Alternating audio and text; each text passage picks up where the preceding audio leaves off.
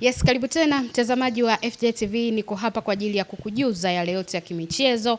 Mimi ni Neema Kayuwa, kama kawaida nitakuwa hapa kwa ajili ya kukueleza yale yote ambayo yametokea kwenye viwanja vya michezo. Na hii ni FJ TV Sports Recap iko hewani. Tukianza na taarifa za hapa ndani kimataifa bwana, tunafahamu siku ya jana ligi kuu Tanzania bara imeendelea kwa michezo miwili.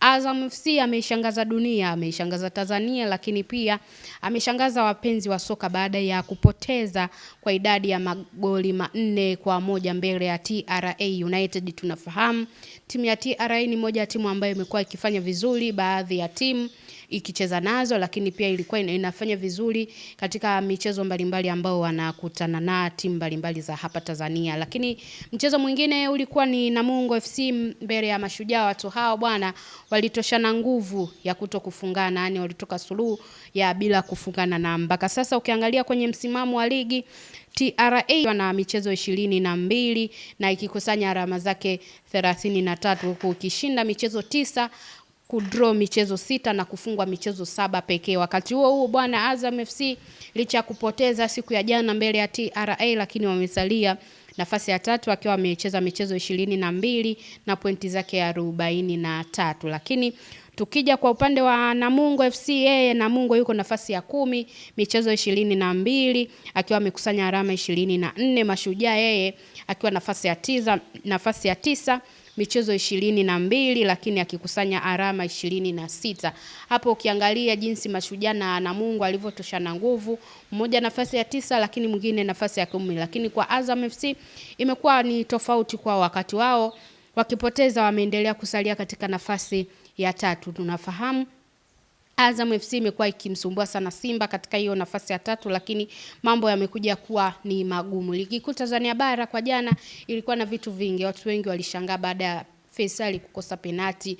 Kuna baadhi ya matukio ambayo waamuzi walikosa kuyangamua vizuri na kutoa haki kwa usahihi, lakini yote kwa yote Azam ameweza kupoteza mbele ya TRA kwa mabao 4-1. Mimi ni Neema Kayuwa, lakini pia siko mbali, naenda katika habari za kimataifa bwana. Kwenye kimataifa leo tunafahamu baada ya kumalizika kwa UEFA Champions League hatua ya nusu finali, hatimaye watu wanarejea kwenye ligi zao na wanacheza wakisubiri ile finali ambayo itamkutanisha Arsenal pamoja na klabu ya PSG kwenye Mei 30.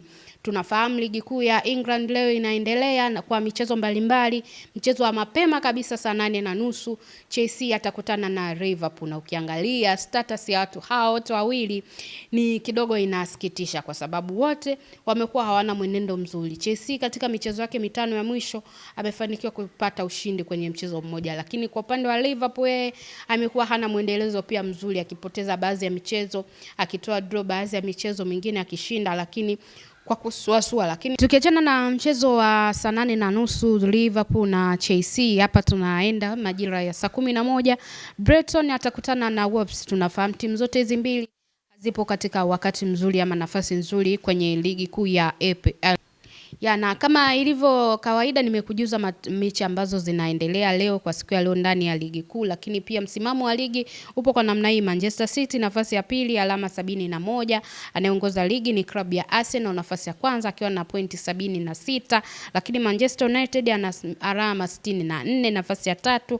Liverpool ambaye atakutana leo na Chelsea yuko nafasi ya 4 akiwa na alama 58, lakini Chelsea yuko nafasi ya 9 akiwa na michezo 35 alama 48. Hiyo ni baadhi ya michezo ambayo leo tutaenda kuitizama, lakini ni msimamo wa ligi kwa baadhi ya timu ambazo kwa siku ya leo zinaenda kucheza. Mimi ni Neema Kayuwa, nilikuwa hapa kukujuza taarifa na update za kimichezo ambazo kwa siku ya leo michezo ya ligi kuu England, lakini pia kwa siku ya jana ambao ligi kuu Tanzania bara iliendelea. Kuwa nami mwanzo hadi mwisho, na hapa ninafika tamati, lakini pia ulikuwa nami na hii ni FJ TV. Hadi wakati mwingine, bye bye.